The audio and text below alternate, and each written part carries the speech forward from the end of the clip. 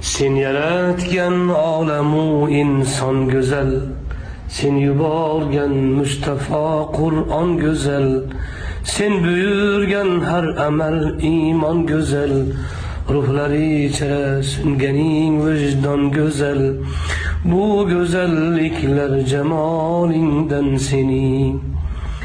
Her işin, her sözü ahkaming büyük, hem cezaing hem de inaming büyük, kılganing insonga ikraming büyük, cennetingdek dini İslaming büyük, bu büyüklükler celalingden senin. Sen yaratmış iki dünyaing tügel, her sıfating hemme esmaing tügel, barcha manglaylerde imloing tügel, dilleri ichra chekkan imzoing tügel, bu tügellikler kemolingdan senin.